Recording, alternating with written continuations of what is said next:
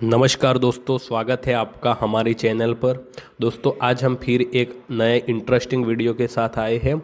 दोस्तों आज का जो हमारा टॉपिक होने वाला है वो ये है कि पुलवामा अटैक कैसे हुआ था, कैसे हमारे जाबाज सिपाहियों ने बदला लिया था, तो उसके बारे में। तो दोस्तों वीडियो में एंड तक बने रहना।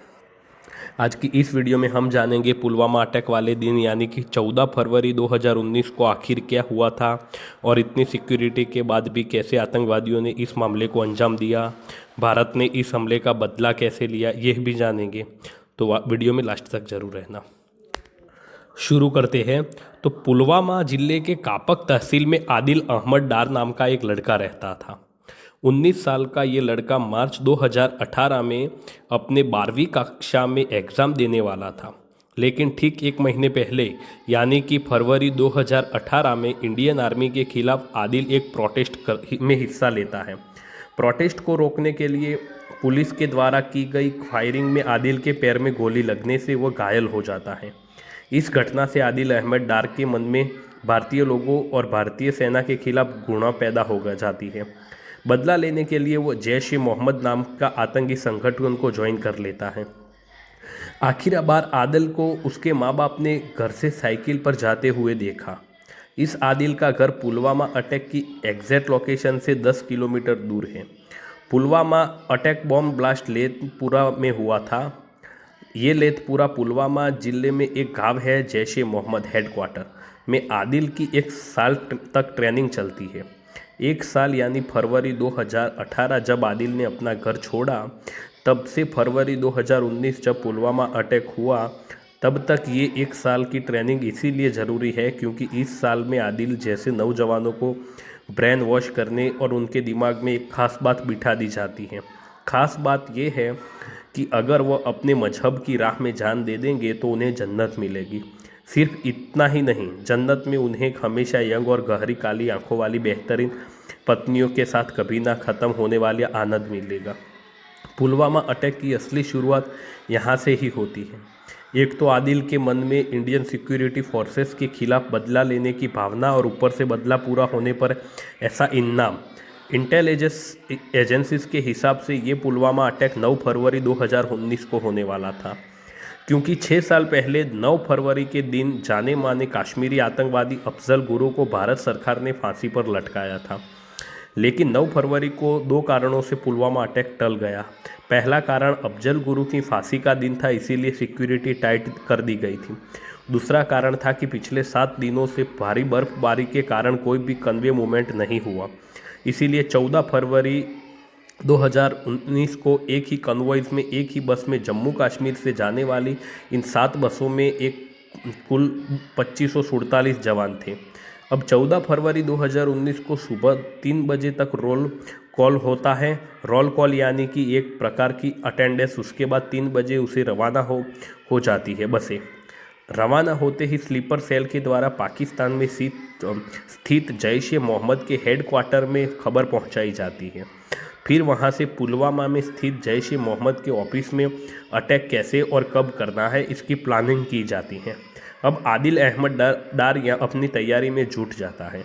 एक एसयूवी गाड़ी में 200 किलो से ज़्यादा आरडीएक्स और अमोनियो नाइट्रेट जैसे घातक और जानलेवा एक्सप्लोसिव लोड करना शुरू कर देता है। ये एक्सक्लूसिव पिछले 6 महीनों में थोड़ा थोड़ा करके पाकिस्तान से पुलवामा में लाया गया था। इसका मतलब पुलवामा हमले की तैयारी जैश ए मोहम्मद के हेड मसूद अजहर ने 6 महीने पहले यानी कि सितंबर में ही कर दी थी। लगभग 3 घंटे बाद कन्वॉइज में उधमपुर पहुंचती है, फिर 3 घंटे बाद रामबन जिले में, फिर 3 घंटे बाद कुलगाम में, फिर 3 घंटे बाद अनंतनाग पहुंचती है और फिर 1 घंटे बाद पुलवामा पहुंचती है। इस तरीके से दोपहर 3:27 में ये काफिला पुलवामा के बॉर्डर में एंटर कर जाता है। एंटर करते ही आदिल अहमद डार भी अपनी जगह छोड़ देता है और आतंकी हमले को अंजाम देने के लिए निकल पड़ता है। 10 मिनट बाद यानी कि दोपहर 3 बजे पर इस साल लात मोड़ से आदिल हाईवे पर अपनी गाड़ी चढ़ा लेता है और इस कन्वॉय की 5वीं सीआरपी बस के साथ टक्कर कर रिमोट कंट्रोल से बॉम्ब को ब्लास्ट कर देता है। सीआरपीएफ में कुल 239 बटालियंस और इस बस में सीआरपीएफ की सी बटालियन के 39 जवान मौजूद थे, जो कि ब्लास्ट की वजह से ऑन द स्पॉट शहीद हो गए। साथ ही इस बस के पास आरपीओपी यानी कि रोड ओपनिंग पार्टी का एक जवान भी मौजूद था, वो भी ऑन द स्पॉट शहीद हो गया। धमाका इतना जोरदार था कि आसपास के घरों की खिड़कियों के शीशे भी टूट गए थे। धमाके के बाद बाकी आतंकियों ने फायरिंग भी की थी और भाग गए। कुल मिलाकर सीआरपीएफ के 70 जवान तो घायल हुए, जो कि चौथी और छठवीं बस में थे, और 40 सीआरपीएफ के जवानों ने अपनी छुट्टी पूरी करके जम्मू ट्रांसपोर्ट कैंप से श्रीनगर ट्रांजिटर जा रहे थे, वह शहीद हो गए। ब्लास्ट के बाद सीआरपीएफ की बस हालत कुछ ऐसी हो गई थी। इस घटना पर पूरा भारत रोया था। इस हमले में शहीद हुए सभी शहीदों को सत सत नमन। भगवान उनकी आत्मा को शांति प्रदान करे और भारत उनके बलिदान को कभी भूल नहीं पाएगा। अब हम जानेंगे कि आखिर इस घटना का जिम्मेदार कौन है। 2003 से पहले ये नियम था कि जब इंडियन सिक्योरिटी फोर्सेस का काफिला रवाना होगा तब रोड्स ब्लॉक कर दी जाएगी, लेकिन 2003 में कुछ लोगों ने ड्रामा किया कि इससे सिविल जनता को परेशानी होती है, इसलिए यह नियम नहीं होना चाहिए, और 2003 के बाद सिविल जनता को कन्वे के साथ चलने और सीआरपीएफ की बसों के बीच में अपनी गाड़ी ले जाने की परमिशन दे दी गई। अब इस दुखद घटना की दूसरी गलती को ध्यान से समझिए। जब भी कन्वॉय मूवमेंट होता है तो वह स्टैंडर्ड ऑपरेटिंग प्रोसीजर के थ्रू होता है, जिसे आरओपी यानी कि रोड ओपनिंग पार्टी कंट्रोल करती है। रोड ओपनिंग पार्टी का काम होता है जहां से कन्वॉयज करने वाली है उसके आसपास की लोकेशन को अच्छे से स्कैन करना, आईआईडी और विस्फोट के लिए एरिया की चेकिंग करना, और उसके बाद सब कुछ सही होने पर कन्वॉय सिग्नल देना। कहीं ना कहीं सिक्योरिटी एजेंसी की लापरवाही भी रही होगी, जो सीआरपीएफ के इतने बड़े काफिले के पास तक 200 किलोग्राम विस्फोट पहुंचाया जा सका। अब तीसरी और सबसे बड़ी गलती आदिल अहमद डार की, वह अपने आप से सिर्फ एक सवाल पूछ लेता कि अगर सुसाइड बॉम्ब बनने खुद की जान देने से जन्नत ही मिलती है तो यह मशहूर अजहर भी अभी तक नर्क में क्यों पड़ा है, खुद ही जन्नत क्यों नहीं चला जाता। इस दर्दनाक हादसे में पूरा भारत कांप उठा और सैनिकों की शहादत का बदला लेने के लिए भारत के हर एक नागरिक का खून खोल रहा था। बाद में ये जिम्मा भारतीय एयरफोर्स को सौंप दिया। एयरफोर्स सर्जिकल स्ट्राइक के जरिए इस घटना के 13 दिन बाद यानी 13वें दिन की पहली बार भारत 40 पाकिस्तान की सीमा में घुसा और आतंकियों के 3 ठिकानों को तहस नहस कर दिया। इसमें 350 से ज़्यादा आतंकी मारे गए।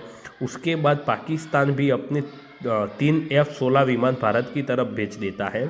तभी उनकी खातिरदारी करते हमारे वीर अभिनंदन वर्धमान के अपने MiG-21 विमान, जो 35 साल पुरानी टेक्नोलॉजी का था, उससे उनके तीनों F-16 विमानों को ध्वस्त कर देते हैं। F-16 विमान पाकिस्तान ने अमेरिका से खरीदे थे, जो काफ़ी शक्तिशाली थे, पर अभिनंदन ने अपनी बहादुरी से सबको मार गिराया। बाद में उनका विमान भी क्रैश हो जाता है, वह इससे निकल जाते हैं और पाकिस्तान की सीमा में उतर जाते हैं। बाद में उन्होंने वहां खड़े लोगों से पूछा कि ये भारत है या पाकिस्तान, तो उन्होंने बताया ये भारत है। बाद में वह भारत माता की जय बोलते हैं तो कोई भी जवाब नहीं मिलता है, तो वो अपने सारे सबूत मिटा देते हैं। बाद में पाकिस्तान आर्मी उनको गिरफ्तार कर लेती है और युद्ध के डर से 58 घंटों के भीतर पाकिस्तान आर्मी अभिनंदन को भारत पहुंचा देती है। यह थी पुलवामा में शहीद हुए भारत माता की वीर सपूतों की गाथा। हम उनको शत शत नमन करते हैं और भगवान उनकी आत्मा को शांति दे। तो दोस्तों, वीडियो अगर आपको अच्छा लगा है तो लाइक, शेयर एंड सब्सक्राइब करना ना भूलें। मिलते हैं दोस्तों नेक्स्ट वीडियो में। Thank you.